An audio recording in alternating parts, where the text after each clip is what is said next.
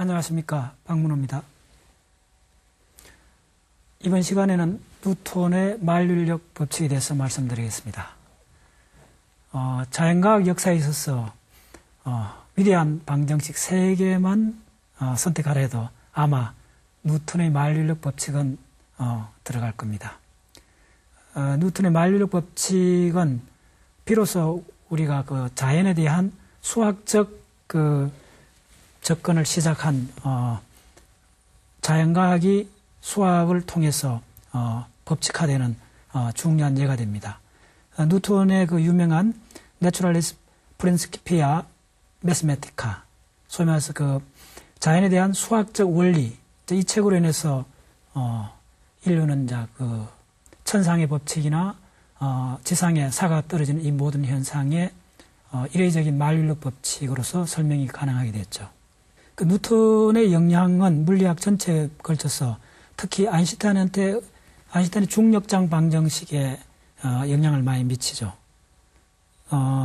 그리고 특수상대성의 이론도, 그리고 고전 물리 법칙이 곧장 그 특수상대성 이론에 영향을 줬고, 또한 그 아인슈타인이 이제 양자역학에도 일부 기여를 하죠.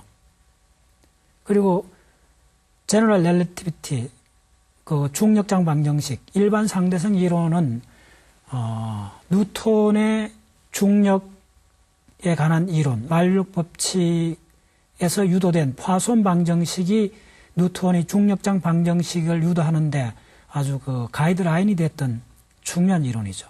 그래서 일반 상대성 이론을 이해하기 위해서도 먼저 뉴턴의 중력의 법칙, 이른바 만류인력 법칙을 수학적으로 철저히 이해하는 것이 우선되어야 합니다. 그래서 이번 시간에는 뉴턴의 만류인력 법칙에 대해서 뉴턴 당시로 돌아가서 뉴턴이 어떤 생각의 연세 속에서 만류인력 법칙을 유도해냈는지를 한번 추적해 보겠습니다. 뉴턴의 만류인력 법칙이죠. 이 과정을 추적하는 길은 케플러의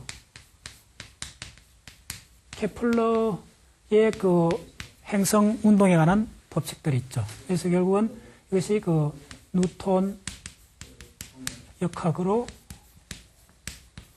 수식화되는 거죠.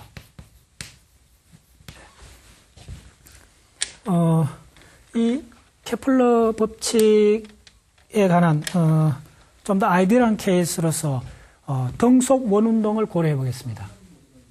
등속 원운동은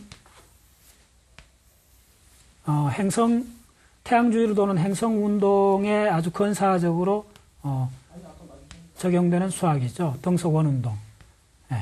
가운데 태양이 있다 하고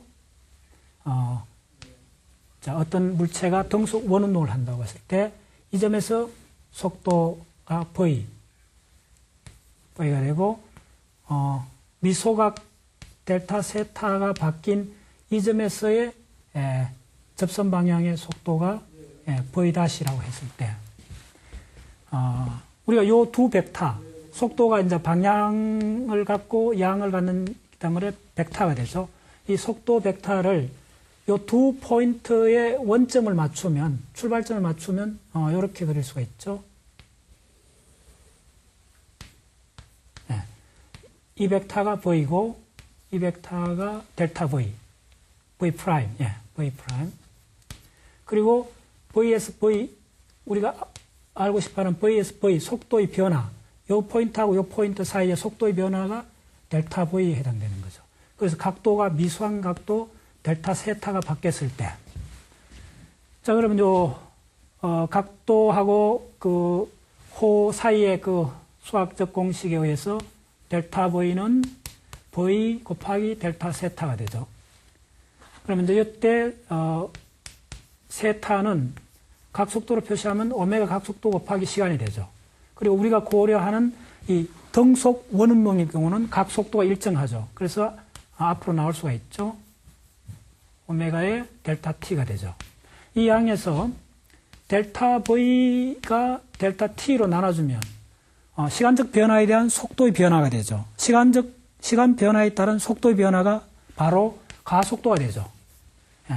이 가속도는 이 공식에서 속도 곱하기 각속도가 되는 거죠. 각속도는 원운동의 각속도는 이 파이를 주기로 나눠주면 되죠.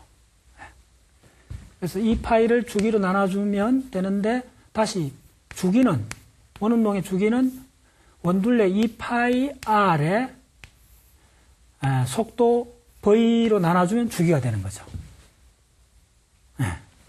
그러면, 자, 요걸 간단히 해주면 바로 R분의 2파이 없어지고 R분의 V 자승이 되죠.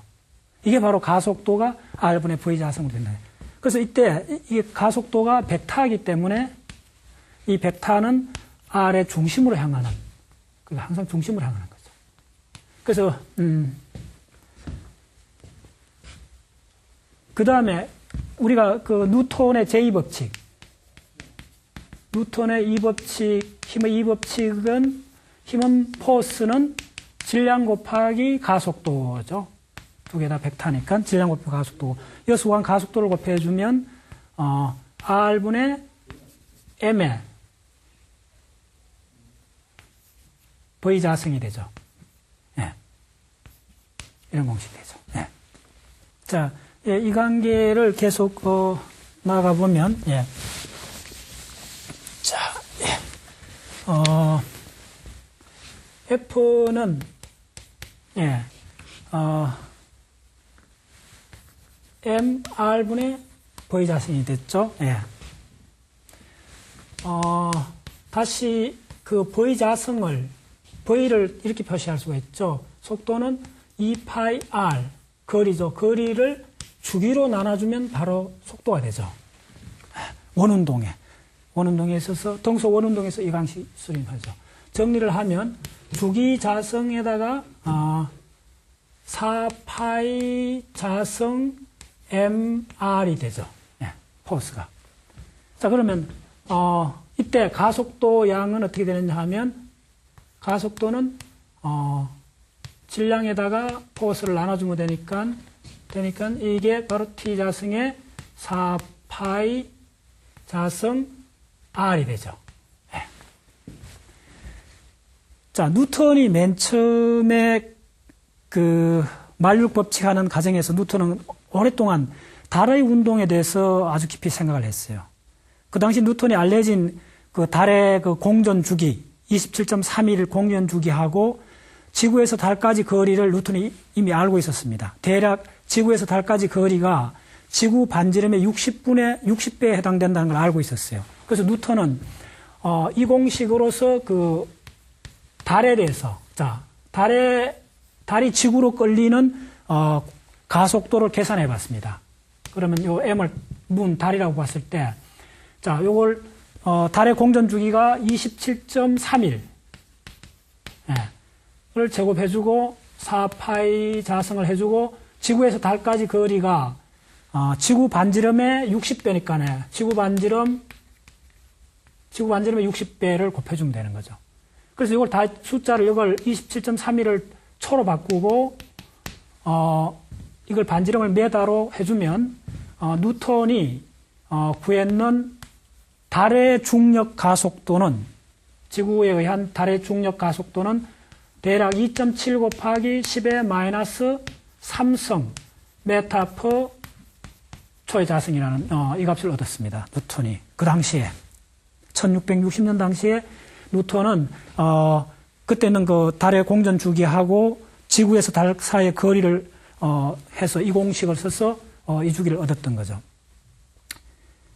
그래서 뉴턴이 굉장히 그 많은 생각을 했었는데 그 당시에 이 값이 우리가 지금 알고 있는 그 뉴턴 당시도 알았죠. 지구의 중력 가속도가 얼마입니까? 9.8 메타 퍼 세컨 자승에 대해서 엄청나게 적은 값, 대략 3600분의 1 정도 값이라는 걸 뉴턴이 알고 있었던 거죠. 그래서 뉴턴이 계속 그 관심을 두었던 것은 달의 중력 가속도가 지구 부근에 있는 물체가 지구에서 받는 중력 가속도에 비해서 왜 그렇게 적은가? 그래서 이게 혹시 거리의 제곱에 반비례하지 않는가라고 막연히 계속 추측을 하고 있었어요. 그래서 구체적으로 이 중력, 소위 말해서 만류 인력이 거리의 제곱에 반비례한다는 걸 미리 계속 짐작을 하고 있던 중에 뉴턴이 자기가 했던 소위 말해서 뉴턴의 역학 제2법칙 F=ma를 바탕으로 해서 케플러의 행성에 관한 공식들을 케플러의 법칙들을 뉴턴 역학으로 재구성해 보기 시작했던 겁니다. 이 과정에서 뉴턴이 먼저 행성 시스템에 보면 케플러의 법칙이 있지 않습니까? 케플러의 법칙이 제1법칙, 제2법칙, 제3법칙이 있는데 케플러의 제1법칙은 태양 중심으로 해서 행성들이 태양 둘레를 돌 때는 타원 궤도를 그린다는 것을 발견했죠. 그 발견하게 된 것은 케플러가 티코 브라헤하고 같이 연구를 하면서 티코 브라헤가 오랫동안 육안으로 관측한 엄청난 그 행성 운동에 관한 데이터를 10년 이상 그걸 수식하는 과정에서 이제 발견하게 된 거죠.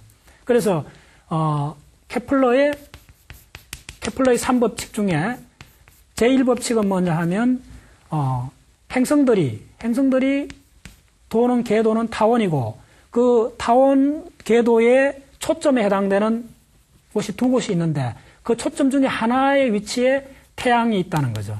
네. 그래서 그 초점 중에 하나가 태양이고 행성이 그 타원 궤도에 태양의 초점을 중심으로 해서 타원 궤도를 그린다는 것이 타원 궤도를 돈다는 것이 1법칙이고 2법칙은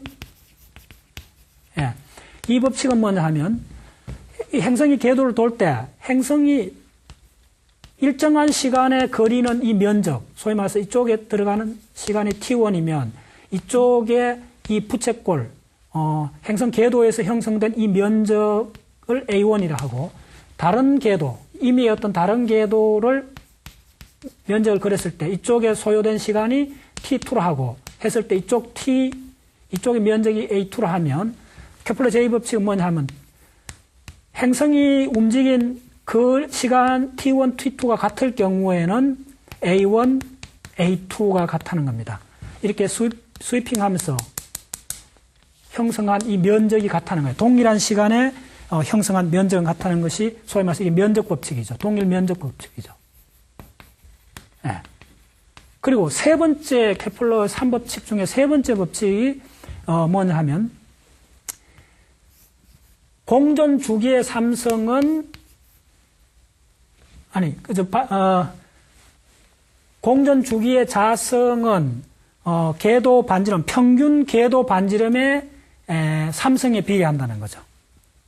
공전 주기의 자성은 요 R은 뭐냐 하면 태양에서 궤도가 가장 긴 장반경하고 그 최단 단반경을 평균한 겁니다. 그래서 평균하고 이게 원운동 같은 경우는 원의 반지름에 해당되는 거죠. 그거에 소위 말해서 원운동의 경우에 반지름의 삼성하고 주기의 자성이 비례한다는 거죠. 여기서 가장 중요한 포인트는 뭐냐 하면 T 자성, 주기의 자성과 반지름의 삼성이 일정한 값 K를 갖는다는 겁니다. 이 점이 가장 중요한 것이 나중에 이게 K가 태양 있고 태양에 9개 행성이 돌아갈 때는 태양 중심으로 해서는 다 동일한 값을 갖고 만약에 목성에 위성들이 많지 않습니까? 목성에 위성이 돌 때는 이 다른 K 값을 갖는 거죠. 이 한 시스템, 이쪽에는 태양에 의해서 형성된 시스템, 이거는 목성에 의해서 형성된 시스템.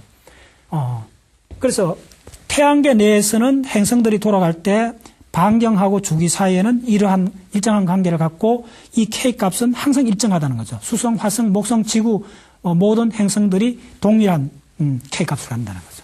여기서 케플러 상법칙인데 뉴턴이 주목한 것은 케플러의 제 세 번째 법칙입니다. 공전 주기하고 반지름에 관한 그 법칙을 케플러가 이 공식에다가 뉴턴이 자기가 전개하는 공식에다 적용을 했던 거죠. 그 과정을 잠깐 말씀드리면 결국은 뉴턴의 그 법칙, 등속 원운동에서 유도한 법칙이 F가 바로 T 자성의 4파이 자성 MR이 되죠. 바로 이 뉴턴이 등속 원운동에 의해서 유도된 구심력에 해당되는 거죠. 그것이 이렇게 주어지는데, 여기서 뉴턴은 주기 자성에다가 바로 케플러 제3법칙을 대입을 한 거죠. 바로 이 점이 핵심입니다. 뉴턴이 어떻게 만율 법칙, 다시 말해 만율 법칙 가장 핵심인 거리의 제곱에 반비례한다는 것을 수식하는 과정에서 아주 결정적인 스텝이 케플러의 세 번째 법칙, 주기하고 반지름에 대한 그 법칙을 뉴턴이 원운동에 대해서 유도한 공식에다가 대치를 한 거죠. 그래서 이쪽에서 이 공식에서 T 자성은 어떻게 됩니까? T 자성은 바로 K분의 R 3승이 되죠. 그래서 이 관계를 넣으면 T 자성 대신에 R 3승분의 K를 넣고 4파이 자성 MR을 쓰면 어떤 관계식이 나오느냐 하면 4파이 자성의 K에 R 자성의 M이라는 공식이 유도되죠. 비로소 이 공식에서 그 유명한 포스, 힘이라는 것이 거리의 제곱에 반비례한다는 그 관계식을 뉴턴이 얻어낸 겁니다. 그래서 처음에 뉴턴이 그 달의 중력 가속도가 지구에 대해서 이렇게 거리의 제곱에 반비례할 정도로 적다는 걸 짐작을 했던 것이 이렇게 케플러 법칙을 이용해서 수식화하게 되는 겁니다. 예, 그 뉴턴이 단순 원운동에서 그 구심 가속도하고 포스를 유도해냈죠. 그 포스가 바로 그 4파이 자성의 K에 M의 R 자성의 M으로 주어졌죠. 뉴턴이 얻었던 힘이 거리의 제곱에 반비례한다는 이제 그 법칙에서 요걸 우리가 세 가지 시스템에 대해서 한번 적용을 해보는 거죠. 처음에 이제 뉴턴이 케플러 법칙에서 시작을 했죠. 케플러 법칙이 바로 태양에서 행성이 가는 궤도에 관한 문제들이죠. 그래서 이쪽에서 태양에서 행성까지 거리가 RS를 했을 때, 자, 이 사이의 힘 포스는 어떻게 되느냐 하면 F는 4파이 자성 K에 R, 이때 R은 RS가 되죠. RS, 태양에서 행성까지 거리에다가 M은 행성의 질량이 됩니다. 행성의 질량. 이렇게 주어지는데, 그래서 이 가장 알고 싶어 했던 이 비례상수 K가 들어가 있는 4파이 자성 K가 뭔지 이제 이걸 밝혀내는 과정이죠. 그 다음에 또 적용했는 시스템이 우리가 아는 그 유명한 뉴턴의 사가입니다. 뉴턴의 사가는 어떤 관점이냐면, 이게 지구가 있다 이러면, 자, 여기 사과나무가 있습니다. 사과나무 끝에 사과가 이렇게 있다 합시다. 이런 식으로. 그래서 이 사과하고 지구 중심하고의 이 중력에, 만류력에 관한 거죠. 결국은 사과가 자유낙하는 거죠. 이때 이 지구 중심하고 이 사과에 작용하는 이 포스는 어떻게 되느냐 하면 F는 4파이 자성의 K. 자, 이때는 태양이니까 태양 선 S를 합시다. 이때는 이 지구에 관하니까 지구 E에 R, 이때는 뭡니까? 지구의 반지름이죠. 지구의 반지름. 사과에서 지구 표면까지는 지구 반지름에 비해서 거의 무시할 수 있으니까 지구 반지름을 쓰면 되겠죠. 지구 반지름 자성, 사과의 질량. 이때는 태양의 질량. 이렇게 되죠. 자, 그 다음에 뉴턴이 원래 관심이 있었던 시스템은 지구하고 달입니다. 지구 주위를 달이 공전을 하는데, 지구하고 달 시스템에서, 자, 이게 지구고 이게 달입니다. 요 지구 중심에서 달까지 거리를 RM이라 했을 때, 이 지구가 달을 끄는 이 포스는, 힘은 4파이 자성 K. 자, 뭐가 되겠습니까? 이것도 지구니까 E 했죠. 이것도 지구가 땡기니까 Earth, 지구가 하는 거고, 이때 달하고 지구 사이 거리가 RM입니다. 이거는 지구하고 달의 거리가 지구 반지름이 60배 정도 된다 그랬죠. RM입니다. RM의 자성에 M이 되죠. 이때는 M은 달. 네, 이렇게 됩니다. 이 세 가지 시스템에서 뉴턴이 이 두 가지 지구에 사가 떨어지는 거하고 달의 그 공전 운동에 대해서 그 공통점을 주목하기 시작했던 거죠. 자, 먼저 이 시스템에서 중력 가속도, 소위 말해서 지구 중력 가속도를 계산할 수 있죠. 이 계산은 어떻게 되냐면 힘은 뉴턴의 이 법칙의 힘은 ma인데 지구인 경우에는 지구가 중력 가속도 g를 넣어주면 되죠. 그러면 중력 가속도 g는 바로 m에다가 중력을 나눠주면 되죠. 그러면 어떻게 되냐면 4파이 자성의 Ke에 R이 자성분의 1이 되죠. 그 다음에 지구 궤도를 도는 달이 지구 주위를 공전할 때 그 지구 중심으로 끌어당겨지는 가속도, 그것을 AM이라 합시다. AM도 동일하게 이 공식에서 질량을 나눠주면 되죠. 그러면 4파이 자성의 Ke의 1/Rm의 자성분의 1이 되죠. 그래서 뉴턴이 이 두 관계식에서 이 B를 한번 구해봤어요. 소위 말해서 지구에 의해서 지구 주변의 물체가 중력 가속도 G로 끌어당기는 그 가속도하고 달의 중력 가속도, 이거 B를 구해보면 어떻게 되냐면 이게 동시에 날아가죠. 동일하게 날아가고 이게 어떻게 되냐면 R2분의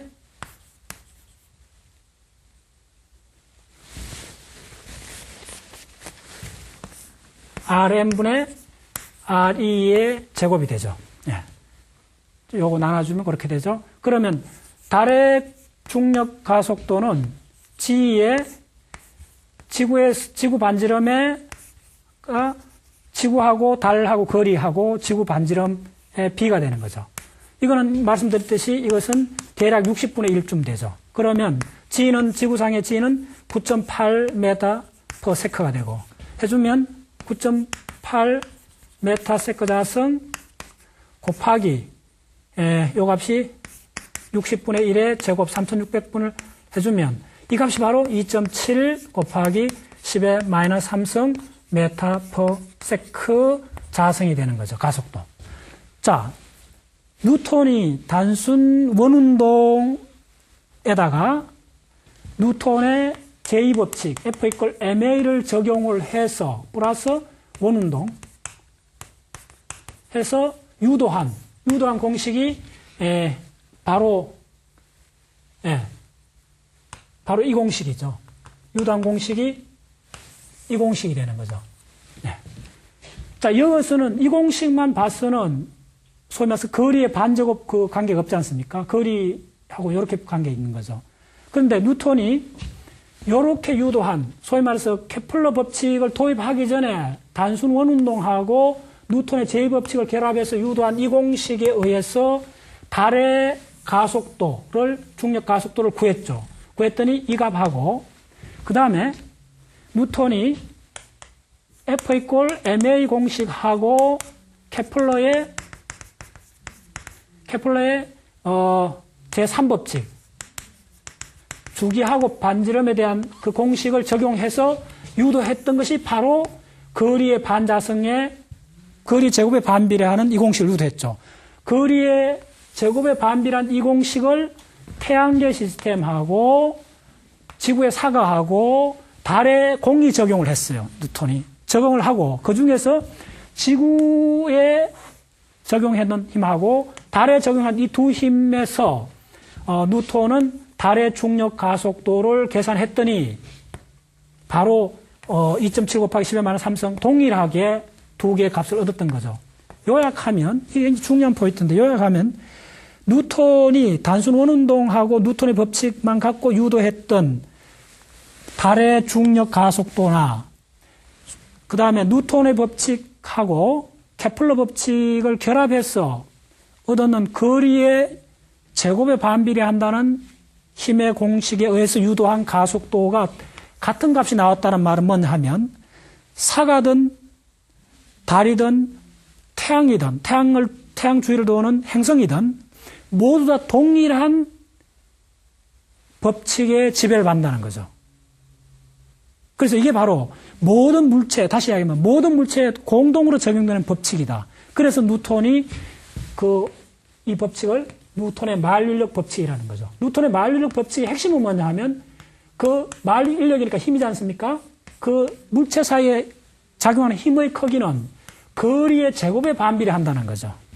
다시 한번 말씀드리면 뉴턴이 이 거리의 제곱에 반비례한 이 힘을 유도해내는 과정에서 케플러의 제3법칙을 그대로 적용을 했고, 케플러는 티코 브라이가 오랫동안 측정했던 행성의 궤도를 수식화해서 1, 2, 3법칙을 유도했고, 요약하면 티코 브라이가 관측했던 것을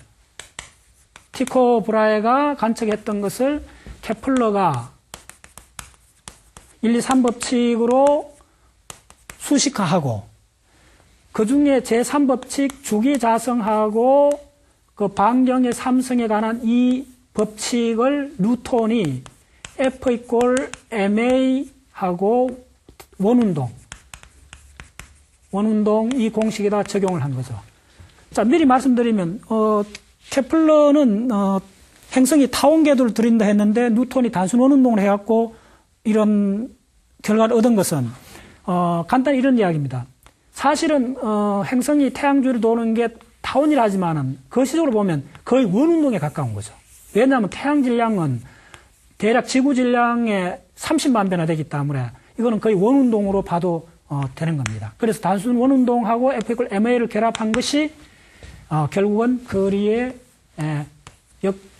제곱에 반비례하는 그 유명한 공식을 얻게 된 거죠. 예, 그 뉴턴이 거리의 제곱에 반비례하는 이 포스의 관계식을 한번 일반화를 한번 해봅시다. 이 경우에 자, 어떤 질량 M1이 있고 이쪽에 M2가 있다 합시다. 예. 그러면 이 사이의 포스가 이렇게 작용을 하죠.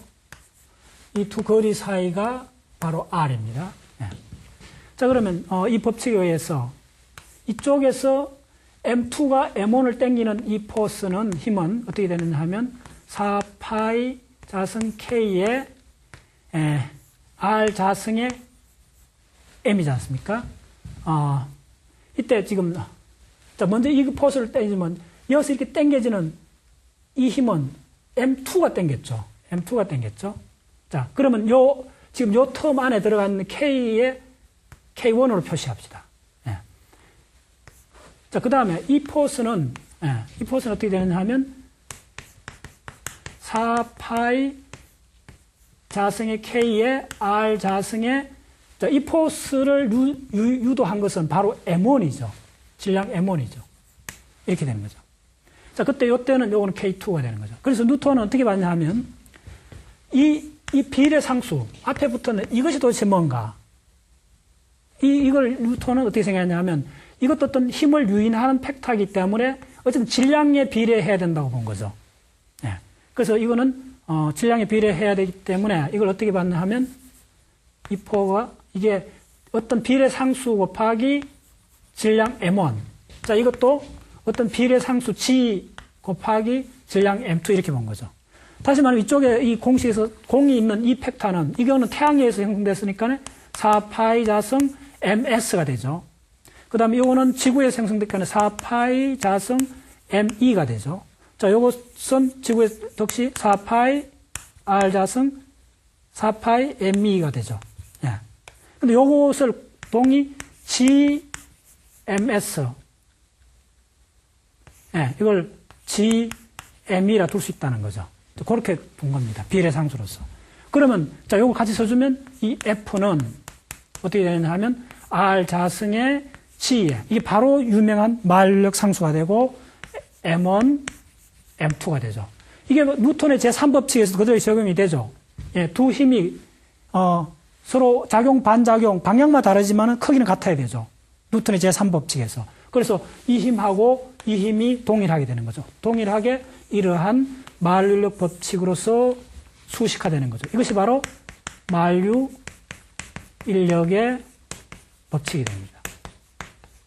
네. 그 다음에 뉴턴의 그 위대성은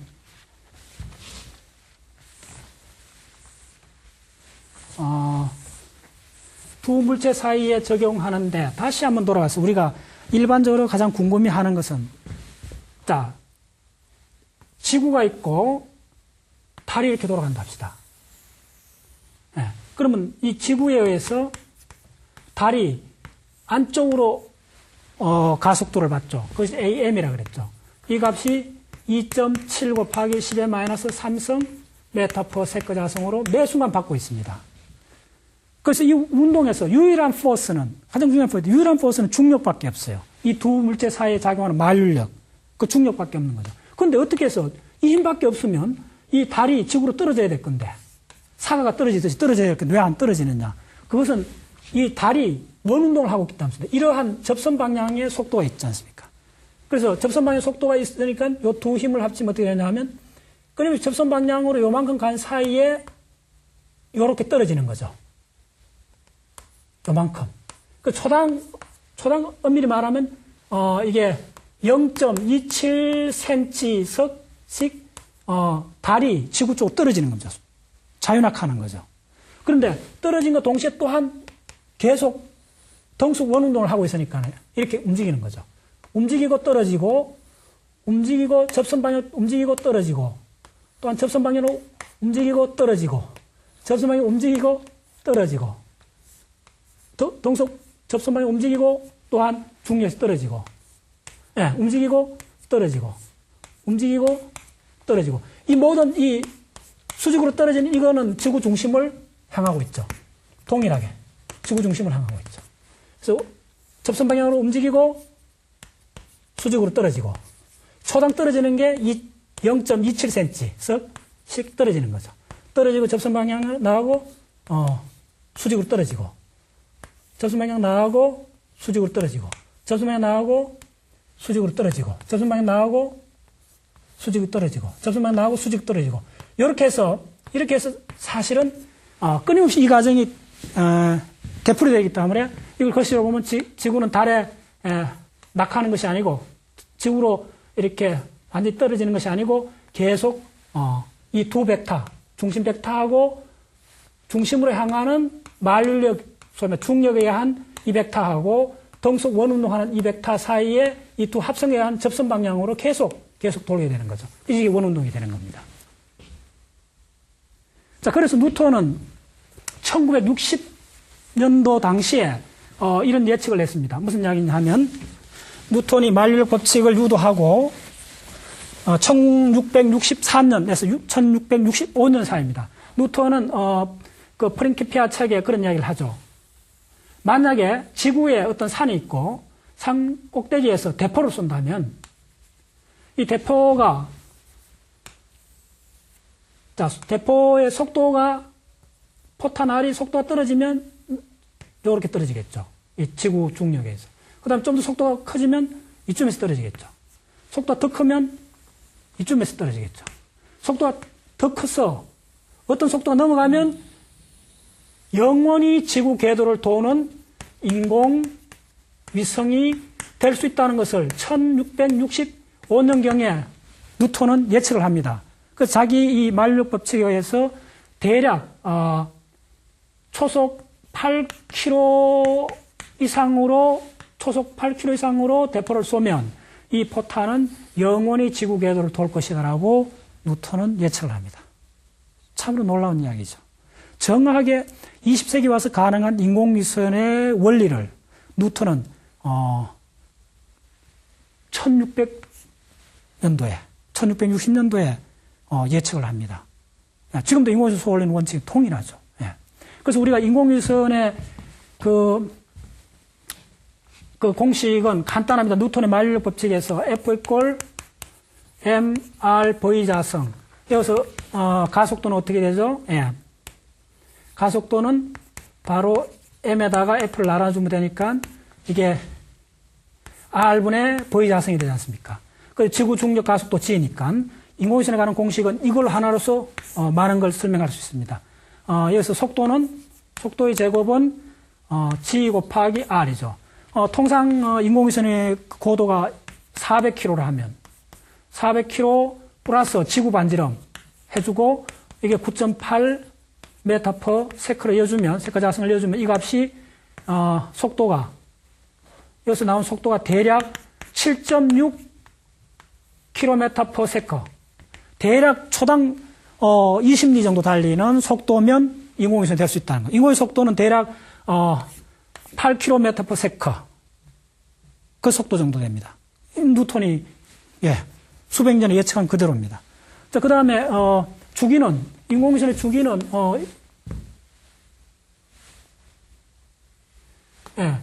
V자승의 R이 G가 되고, 여기서 V는 어떻게 됩니까? 2πr의 주기를 나눠주면 되죠. 이걸 집어넣으면 여기서 인공위성의 주기, 인공위성이 주기라는 건 지구를 한 바퀴 도는 시간이죠. 대략 이걸 집어넣어서 계산을 하면 대략 90분 정도 나옵니다. 그래서 인공위성이 지구를 한 바퀴 도는 것이 대략 1시간 반 정도. 속도는 초속 20리 정도. 초속 8km 정도면 인공위성 계산합니다. 이런 지금에서는 인공위성의 여러 가지 공식들도 뉴턴의 만류력 법칙에 의해서 상세히 설명이 됩니다. 지금까지 설명드린 수식으로 전개한 뉴턴의 법칙과 케플러 법칙을 파워포인트 자료로서 설명드리겠습니다. 케플러의 1법칙, 2법칙, 3법칙 중에서 뉴턴이 주목했던 제3법칙, 소위 말해서 그 주기의 제곱, 공정 궤도를 도는 주기의 제곱과 공정 궤도 사이의 그 비례 관계, 4파이 스퀘어 K 할 때 그 K에 해당되는 주기 자성 그 장반경을 주기로, 장방의 삼성을 주기로 나누어진 거죠. 그 값이 태양계에서 보시면 수성, 화성, 지구, 금성, 목성, 해왕성, 명왕성 모두가 지금 이쪽 비로 보면 3.4, 3.34, 3.35, 35 이렇게 돼 있죠. 동일한 비죠. 이건 참 놀라운 자연의 어떤 법칙이 있다는 것을 여실히 알 수 있는 것이 주기하고 반경에 관한 케플러 법칙이 됩니다. 뉴턴이 이 점을 착안을 했던 거죠. 그리고 뉴턴이 그 케플러 그 법칙을 단순 원운동으로 바꿔놔도 된다고 생각했던 것이 타당한 것이, 사실은 지구의 질량은 태양 질량의 30만 분의 1밖에 안 됩니다. 태양이 30만 배나 질량이 커요. 예를 들면 이 자료를 보면 태양에서 홍련 불꽃이 하나 나오지 않습니까? 이 불꽃 크기가 지금 대략적 그 지구 사이즈의 10배가 넘지 않습니까? 태양계야말로 아주 하나의 질량이 집중되어 있다 본 거죠. 그렇게 되면 단순하게 태양계의 시스템은 태양을 중심으로 한 원운동 시스템이라고 단순화시켜도 되는 거죠. 지금 이 애니메이션은 그 케플러의 제2법칙, 동일한 시간 동안 스쳐 지나간 면적이 동일하다는 거죠. 즉 태양 주위를 행성이 돌 때 행성이 동일한 시간에 스쳐 지나가는 면적이 동일하다는 거죠. 그 다음에 이 애니메이션은 그 케플러 제3법칙을 볼 수 있는 건데, 이쪽에 보시면 초록색이 이제 태양에서 지구를 돈다고 생각할 때 초록색 이 벡터가 태양에 의해서 중력이 행사되는 양이죠. 그 다음에 파란색 벡터는 접선 방향이죠. 이렇게 계속 접선 방향의 속도하고 태양의 중력에 의해서 안으로 끌리는 이 속도의 두 속도의 벡터 합에 해당되는 쪽으로 계속 행성들은 태양 주위를 도는 거죠. 좀 전에 칠판에 그렸던 그림, 이제 유명한 그림이죠. 지구 중심으로 향해서 떨어지고 있죠. 우리가 하나가 조금 그 민감한 부분이 있는데, 흔히 이제 지구가 있고 달이 이렇게 돌 때 벡터를 그리면 지구에서 달이 이렇게 안으로 가속도를 받지 않습니까? 그래서 흔히 이제 이 원심력을 상정하는데, 원심력은 가상의 힘입니다. 이 가상의 힘이라는 증거는 뭐냐면, 만약에 이렇게 해서 지구 주위를 달이 도는데 유일한 실체는, 유일한 포스는, 유일한 힘은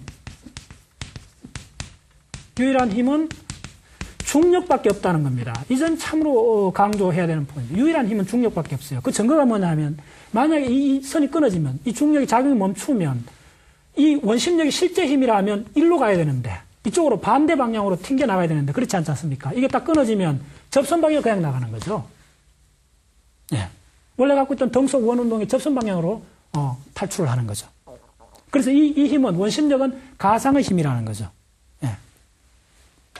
그래서 만류력 법칙이나 케플러 법칙을 생각하실 때 유일한 포스는 실체적인 포스는 중력, 소위 말해서 만류력밖에 없다는 겁니다.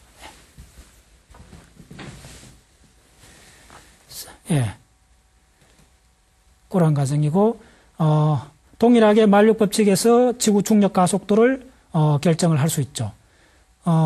여기서 지구의 반지름이나 지구의 질량을 알면 또한 그 만류력 상수도 계산할 수가 있죠. 거꾸로 만류력 상수를 알면 지구의 질량도 계산할 수가 있죠. 우주 전체에서 중력이 왜 이렇게 중요하냐 하면 그런 상세한 내막은 일반 상대성의 이론에서 아주 명확하게 드러납니다.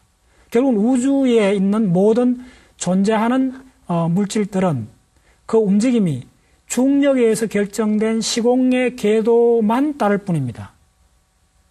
우리가 흔히 말하는 만류력이나 포스는 일반 상대성 이론에 가면 기하학으로 바뀌는 거죠.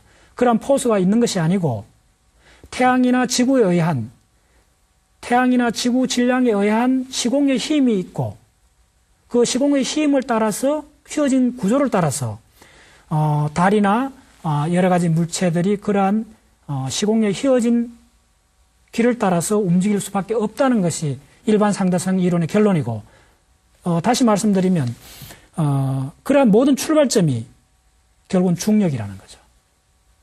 전체 우주 구조를 보면 그래비티, 중력이 있고 그 중력이 나타나는 여러 가지 양상들이 있습니다. 우리가 야구공을 던졌을 때 지구 표면으로 다시 떨어지는 이 현상이나 태양을 중심으로 해서 행성이 돌아가는 태양계 전체의 공전 궤도 운동이나 그리고 두 그 상승계에 있어서 두 개의 별이 서로 질량 중심을 향해서 공전하는 상승계 시스템이나 상승계 시스템은 우리가 천문학에서 굉장히 중요하죠. 왜냐하면 대략 우주에 있는 별의 한 50% 정도는 헛별이 아니고 상승을 이루고 있죠. 그 상승을 이루는 두 공전 궤도는 정확하게 만류력 법칙에서 계산이 되는 겁니다. 더 나아가서 두 상승계 중에 하나가 예를 들면 중성자성하고 레드 자이언트가 될 수 있고 혹은 중성자성이나 레드 자이언트 또 나아가서 블랙홀하고 레드 자이언트 이쪽에서는 예를 들면 거대한 적석 거성과 중력이 큰 블랙홀 혹은 중성자성 사이의 힘의 관계죠. 그래서 레드 자이언트에 있는 외곽 가스들이 단단한 중성자성이나 블랙홀로 가스가 빨려 들어가는 과정을 나타낸 거죠. 이러한 우주에 있는 여러 가지 운동 형태는 만류력 법칙이 이례적으로 설명한다는 겁니다. 그 다음에 우주론 전체에서 중요한 것은 빛이죠. 특수상대성 이론, 전 시간에 말씀드렸던 특수상대성 이론의 출발점이 강속이 불변하다는 원칙 하에 강속이 고정되어 있기 때문에 시간하고 공간이 변화되는 거죠. 그래서 우주론 전체 중요한 빛은 우리가 우주의 거리를 잴 때 관련되는 적색변이 그것도 그 빛이 나왔던 그 소스에서 소스에서 파장과 관측 지점에서 파장의 차이를 나타내는 게 G 값이죠. 레드시프트 값이죠. 그리고 우리 전자기 스펙트럼도 모두가 전자기 스펙트럼의 일부가 우리가 흔히 이야기하는 가시광선 빛이 되는 거죠. 그리고 양자혁명을 일으켰던 그것은 바로 뭐냐면 막스 플랑크가 빛이 즉 전자기 파가 에너지가 디스크리트하다는 것을 발견하고 그거의 파장에 대한 에너지 곡선을 구했던 소위 말해서 플랑크 곡선식에서부터 양자혁명이 시작되는 거죠. 이 모든 것이 우주를 이해하는 두 개의 거대한 주춧돌이죠. 하나는 중력, 그리고 또 하나는 빛의 본성이라는 거죠. 그래서 빛하고 중력에 의해서 설명되지는 것이 이제 첫 번째 별, 우리가 아는 항성이 되죠. 별에는 이제 태양 이쪽에는 X선을 본 태양 모습이고, 그 다음에 이거는 중성자성인데, 중성자성 크기는 맨하튼 정도 되죠. 쪼매는 C 정도의 크기가 되죠. 그 다음에 이거는 플래네타리 네뷸라, 별의 일생 중에 외곽가스를 이제 분출하는 과정이죠. 그리고 별의 마지막 순간에 폭발에 해당되는 슈퍼노바, 그리고 상승계에 있어서 물질의 주고받음, 이런 모든 것들이 중력하고 빛의 관점에서 설명되어진다는 거죠. 그리고 별이 설명되고 나면 우리는 이제 별의 집합인 밀키웨이, 소위 말해서 은하를 이해할 수가 있죠. 자, 은하는 우리가 대표적으로 우리가 속해 있는 은하 이름이 이제 은하수죠. 밀키웨이. 밀키웨이는 대략 2천억 개의 별로 되어 있고, 그 안에는 이제 많은 인터스텔라 가스들, 지금 가운데 보이는 이 그림은 소위 말해서 그 이글 네뷸라에 있는 그 자이언트 모레쿨라 클라우드, 거대한 모레쿨라 분자 가스 구름 기둥이죠. 그리고 이거는 수십만 개의 별들이, 기원을 같이 한 오래된 별들이 모여있는 구성성단이 되죠. 그리고 밀키웨이, 은하수가 설명이 되면 그러한 우주에는 무수하게 많은 은하 시스템들이 있죠. 이런, 여러 가지 다양한 방향에서 본 갤럭시들의 모습이죠. 밑에 있는 건 안드로메다 갤럭시죠. 갤럭시가 설명이 되면 그 위에 갤럭시들, 대략 3천억 개의 갤럭시가 모인 코스모스, 우주가 설명이 되는 거죠. 그래서 수많은 갤럭시들이 모여준, 이쪽에 하나하나 점들이 갤럭시들입니다. 갤럭시들 색깔이 약간 다른 것은 지구에서 거리하고 관계가 있습니다. 거리가 먼 쪽으로 적색 변이가 크죠. 그리고 이제 마지막 이 사진은 WMAP 인공위성이 찍은 38만 년 지났을 때 라스트 서페이스 스캐터링, 38만 년 때 빛이 탈출하면서 보여준 베이비 우주의 모습이죠. 그러나 우리가 이제 구체적으로 보는 것은 오늘 이 시간에 이야기했던 케플러 법칙과 뉴턴의 법칙은 바로 출발점이 솔라 시스템이죠. 그래서 결론적으로 말씀드리면 뉴턴 혁명은 다시 그 계승한 아인슈타인의 그 시공의 혁명과 더불어 인류한테 자연의 법칙을 수학하고 접목했다는 데 중요한 의미가 있습니다. 감사합니다.